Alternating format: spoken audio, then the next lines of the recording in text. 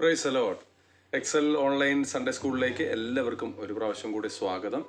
കഴിഞ്ഞ ക്ലാസ്സുകളൊക്കെ നിങ്ങൾക്ക് വളരെയധികം പ്രയോജനപ്പെട്ടു എന്ന് ഞാൻ വിശ്വസിക്കുന്നു. കഴിഞ്ഞ ദിവസത്തെ ക്ലാസ്സുകൾ വീണ്ടും വീണ്ടും കേൾക്കുവാനും നിങ്ങൾക്ക് സാധിക്കട്ടെ. നിങ്ങളുടെ കൂട്ടുകാരെ ഇത് പരിചയപ്പെടുത്തുക. കൂട്ടുകാരിലേക്ക് ഇതുവരെ നിങ്ങൾ ഇതിൻ്റെ ലിങ്ക് അയച്ചു കൊടുത്തിട്ടില്ലെങ്കിൽ അയച്ചു കൊടുക്കുക.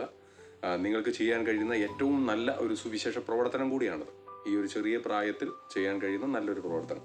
അപ്പോൾ അതിനും നിങ്ങൾക്ക് ഒരു ഉത്തേജനവും പ്രോത്സാഹനവും ഞങ്ങൾ നേരുകയാണ്. ദൈവം നിങ്ങളെ അനുഗ്രഹിക്കട്ടെ. ഇന്നു മുതൽ നമുക്ക് വളരെ വ്യത്യസ്തമായ ഒരു മേഖലയിലേക്ക് നമ്മൾ വരികയാണ്. നമ്മുടെ ക്രിസ്തീയ ജീവിതത്തെ പലപ്പോഴും മോട്ടിവേറ്റ് ചെയ്യുന്ന, പ്രചോദിപ്പിക്കുന്ന, ആത്മവിശ്വാസം പകരുന്ന നിരവധി വ്യക്തി ജീവിതങ്ങൾ വേദപുസ്തകത്തിലുണ്ട്. ആ വേദപുസ്തകത്തിലെ വ്യക്തികളുടെ ജീവിതത്തെ മനസ്സിലാക്കിയിട്ട് സ്വന്തം ജീവിതത്തിൽ അത് പകർത്തിയ ആളുകളെ, മിഷണറി വീരന്മാരെ നമുക്ക് ചരിത്രത്തിൽ കാണാൻ കഴിയും. അങ്ങനെ ചരിത്രത്തിൻ്റെ താളുകളിൽ ഇടം പിടിച്ച ചില മിഷണറി വീരന്മാരെ നിങ്ങളുടെ മുമ്പിൽ ഈ ദിവസങ്ങളിൽ പരിചയപ്പെടുത്തുകയാണ്. അതുകൊണ്ട് തന്നെ അവരുടെ ജീവിതത്തെക്കുറിച്ച് വളരെ ചുരുങ്ങിയ വിവരങ്ങളായിരിക്കും ഞാൻ പങ്കുവയ്ക്കുന്നത്. എന്നാൽ കൂടുതൽ കാര്യങ്ങൾ നിങ്ങൾക്ക് ഇൻ്റർനെറ്റിലൂടെ, പുസ്തകങ്ങളിലൂടെ ഒക്കെ ലഭ്യമാണ്. അത് നിങ്ങൾ വായിക്കുവാനും കേൾക്കുവാനും നിങ്ങൾക്ക് സാധിക്കട്ടെ. കളിക്കളത്തിലെ വിശ്വാസ പോരാളി. ക്രിക്കറ്റ് നിങ്ങൾക്ക് ഇഷ്ടപ്പെട്ടൊരു ഗെയിമായിരിക്കും. പ്രത്യേകിച്ച് ആൺകുട്ടികളെ സംബന്ധിച്ച് ക്രിക്കറ്റ് കളിക്കുക, ക്രിക്കറ്റിൽ ഭാഗമാകുക. നിങ്ങളെപ്പോഴെങ്കിലും അങ്ങനെ ഏതെങ്കിലും ടീമിൻ്റെ ഭാഗമായിട്ടുണ്ടോ? നിങ്ങളുടെ സ്കൂളിൽ, കോളേജിൽ, പ്രത്യേകിച്ച് നമ്മുടെ നാട്ടിൻ പുറത്ത് ഒക്കെ ചെറിയ ചെറിയ ക്രിക്കറ്റ് മത്സരങ്ങളൊക്കെ നടക്കാറുണ്ട്. എൻ്റെ ചെറുപ്പത്തിലും അങ്ങനെ ക്രിക്കറ്റ് മത്സരങ്ങൾക്ക് വലിയ താല്പര്യമുള്ള ഒരാളായിരുന്നു ഞാൻ. ക്രിക്കറ്റ് കളിക്കാൻ പോകുന്നു, നാട്ടിൻപുറത്തെ കൂട്ടുകാരുമായി കൂട്ടുകെട്ട്, അപ്പോൾ അതൊക്കെ വലിയ സന്തോഷമായിരുന്നു. അപ്പോൾ അങ്ങനെ ക്രിക്കറ്റ് കളിക്കാൻ പോകുന്നു. അപ്പോൾ ആ സമയത്ത് ക്രിക്കറ്റ് കളിക്കാർക്കിടയിൽ ഇന്ത്യ, കേരളം എന്നീ സ്ഥലങ്ങളിൽ ക്രിക്കറ്റ് കളിക്കാരായി തിരഞ്ഞെടുക്കപ്പെടുന്നവരുടെ കളിയോട് ഒരു ആരാധന നമുക്ക് തോന്നും, ഒരു താല്പര്യം തോന്നും, അവരുടെ ബഹുമാനം തോന്നും. സച്ചിൻ, ധോനി, അങ്ങനെ ഒത്തിരി ക്രിക്കറ്റ് താരങ്ങളുണ്ട്. എന്നാൽ വിശ്വാസത്തിന് വേണ്ടി, കർത്താവിന് വേണ്ടി നിലനിന്ന ചില ക്രിക്കറ്റ് താരങ്ങളുണ്ട്. അതിൽ ഒരാളെ കുറിച്ചാണ് ഞാൻ നിങ്ങളോട് പറയാൻ പോകുന്നത്. അപ്പോൾ കളിക്കളത്തിലെ വിശ്വാസ പോരാളി എന്ന തലക്കെട്ട് നമുക്ക് കൊടുക്കാം. ക്രിക്കറ്റിലെ ഇതിഹാസപരമായ ഒരു ജീവിതം, ധാരാളം ധനം സമ്പാദിച്ചു, എന്നാൽ കർത്താവിനെ തിരിച്ചറിഞ്ഞ് മിഷണറി ജീവിതത്തിലേക്ക് മാറിയ ഒരു ചെറുപ്പക്കാരൻ. അദ്ദേഹത്തിൻ്റെ പേര് CT സ്റ്റഡ് എന്നാണ്. 1860 ഡിസംബർ 2 ഇംഗ്ലണ്ടിലെ സ്പ്രാക്ടണിൽ അദ്ദേഹം ജനിച്ചത്. ചാൾസ് തോമസ് സ്റ്റഡ് എന്നാണ് അദ്ദേഹത്തിൻ്റെ പേര്.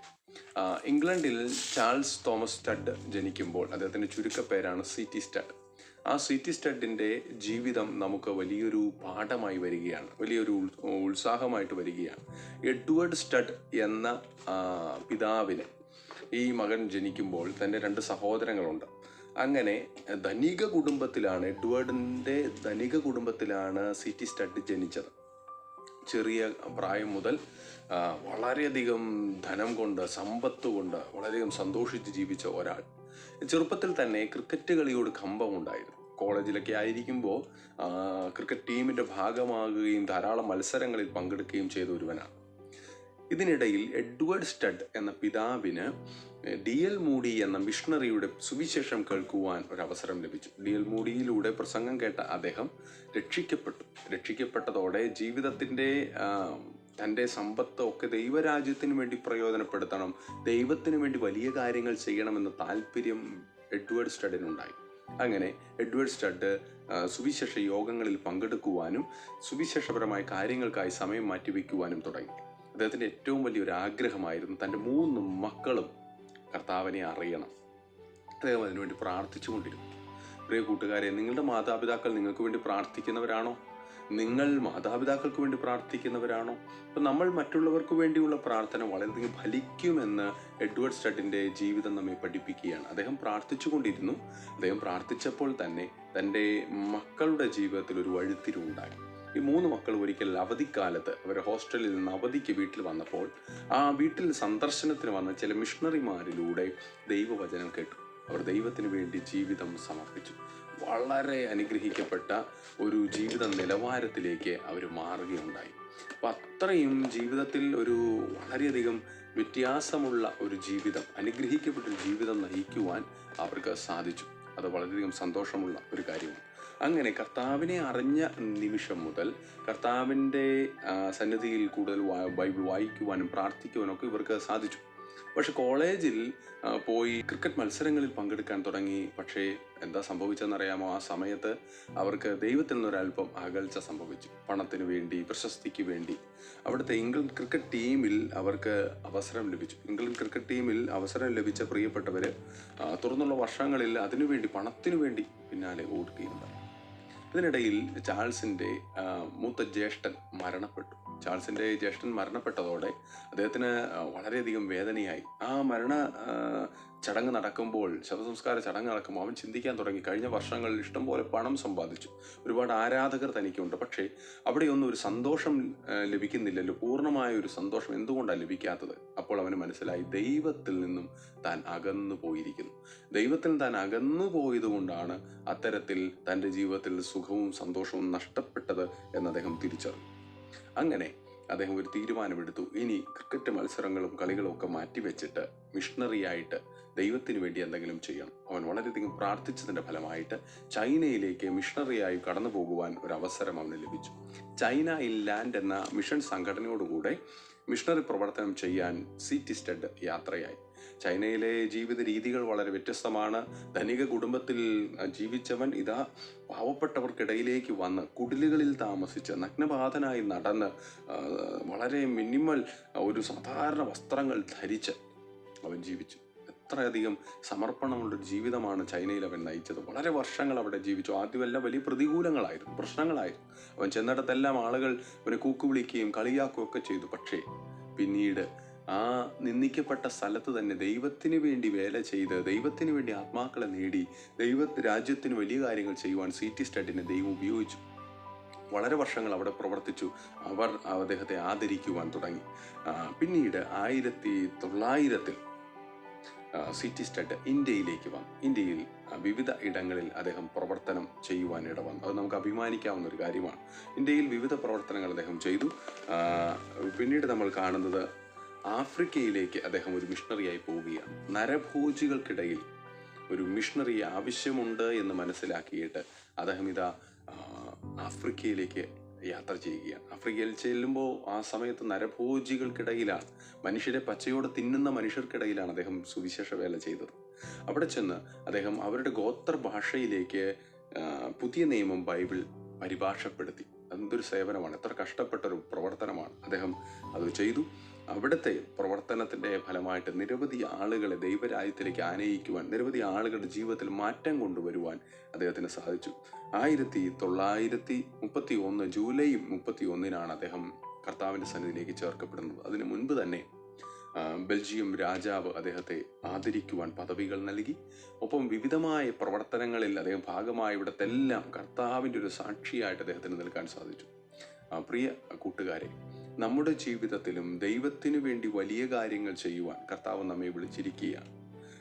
ദൈവം നിങ്ങൾക്കായി തരുന്ന അവസരങ്ങൾ ദൈവത്തിന് വേണ്ടി വലിയ കാര്യങ്ങൾ ചെയ്യുവാൻ സാധിക്കട്ടെ. അദ്ദേഹം സി.ടി. സ്റ്റഡ് പറഞ്ഞ ഒരു വാചക ഇപ്രകാരമാണ്: ഒരേ ഒരു ജീവിതമേ നമുക്കുള്ളൂ, ആ ജീവിതം ദൈവത്തിന് വേണ്ടി ഉപയോഗിക്കുക, കർത്താവിന് വേണ്ടി ചെയ്തത് മാത്രമേ നിലനിൽക്കുകയുള്ളൂ എന്നാണ് അദ്ദേഹം പറഞ്ഞത്. അപ്പോൾ അദ്ദേഹത്തിൻ്റെ വലിയൊരു ആഗ്രഹമായിരുന്നു ദൈവത്തിന് വേണ്ടി വിശ്വസ്തയോടെ പ്രവർത്തിക്കുക. ചൈനയിലും ആഫ്രിക്കയിലും ഇന്ത്യയിലും ഒക്കെ വ്യത്യസ്തമായ പ്രവർത്തനം കാഴ്ചവെച്ച ആ മഹാനായ മിഷണറി വീരന്റെ മുൻപിൽ, അദ്ദേഹത്തിൻ്റെ ഓർമ്മകളുടെ മുൻപിൽ നമ്മൾ സ്മരിക്കുക. സി.ടി. സ്റ്റഡിൻ്റെ ജീവിതം തുടക്കം മുതൽ ഒടുക്കം വരെ നമ്മൾ നോക്കുമ്പോൾ വളരെയധികം ഉത്സാഹവും പ്രോത്സാഹനവും നമുക്ക് നൽകുകയാണ്. പ്രത്യേകിച്ച് കൂട്ടുകാരെ, സി.ടി. സ്റ്റഡിനെ കുറിച്ച് നിങ്ങൾ കൂടുതൽ വായിക്കണം. കാര്യം, ധനിക കുടുംബത്തിൽ നിന്ന് കർത്താവിനെ അറിഞ്ഞ നിമിഷം മുതൽ കർത്താവിന് വേണ്ടി നിലനിന്നു. എന്നാൽ തൻ്റെ ലോകത്തിലെ ക്രിക്കറ്റ് കളി എന്നീ കാര്യങ്ങൾക്ക് വേണ്ടി അദ്ദേഹം പോയപ്പോൾ ഒരുപാട് പ്രശസ്തിയും ഉയർച്ചകളും അദ്ദേഹത്തിന് ലഭിച്ചു. പക്ഷെ അതിലുപരി അദ്ദേഹം തിരിച്ചറിഞ്ഞു ദൈവ വേല ചെയ്യുന്നത് വലിയ കാര്യമാണ്. പ്രിയ കൂട്ടുകാരെ, ഞങ്ങൾ പ്രോത്സാഹിപ്പിക്കുന്നു. നിങ്ങൾ പഠിക്കുന്നവരാണ്, നിങ്ങൾ ജോലി ചെയ്യേണ്ടവരാണ്. അവിടെ എല്ലാം നിൽക്കുമ്പോഴും ദൈവത്തിന് വേണ്ടി ചില കാര്യങ്ങൾ ചെയ്യാൻ നിങ്ങൾ ഉത്സാഹം കാണിക്കണം. എത്ര പേർക്ക് അതിന് തയ്യാറാണ്? നമുക്ക് യേശു കർത്താവിനെ കുറിച്ച് അറിയാം. യേശു കർത്താവ് ഭൂമിയിലേക്ക് വന്ന് ദൈവം തൻ്റെ പുത്രനെ ഈ ഭൂമിയിലേക്ക് അയച്ചത് എന്തിനു വേണ്ടിയാണ്? ദാസനെ പോലെ ശുശ്രൂഷ ചെയ്യുകയാണ്.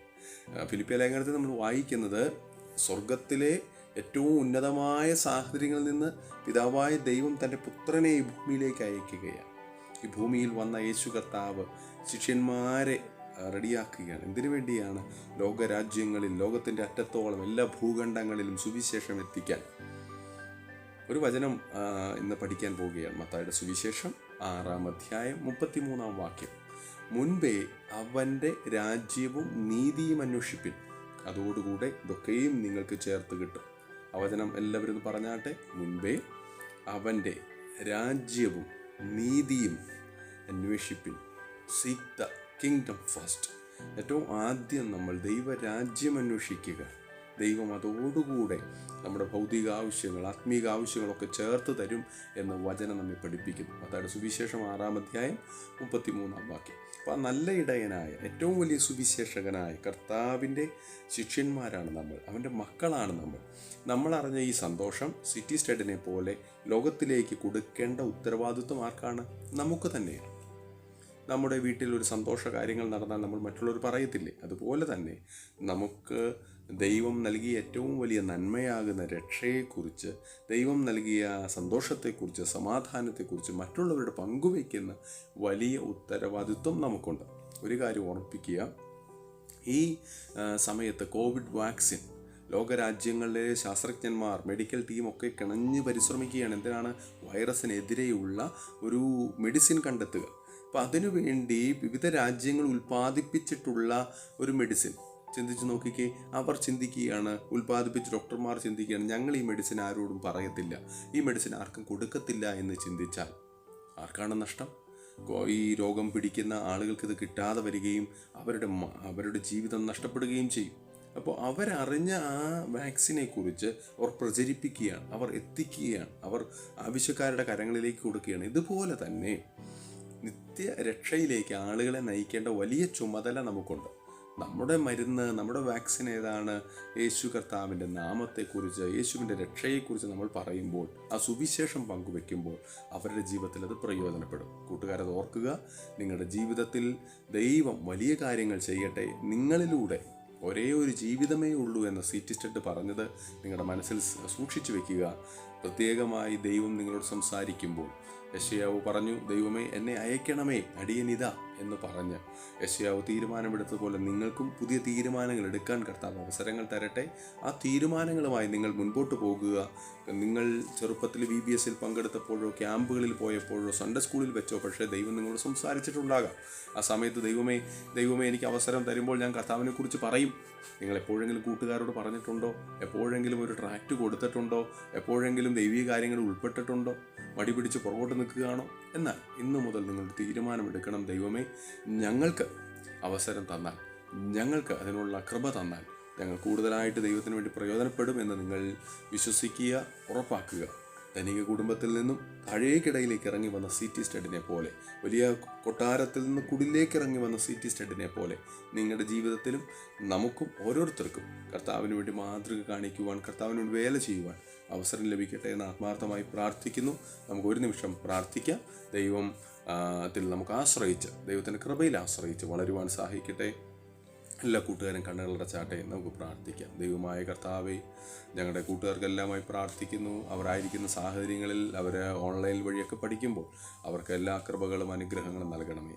കർത്താവെ, അവരുടെ ഉള്ളിൽ ഒരു ആത്മഭാരത്തെ നൽകണമേ.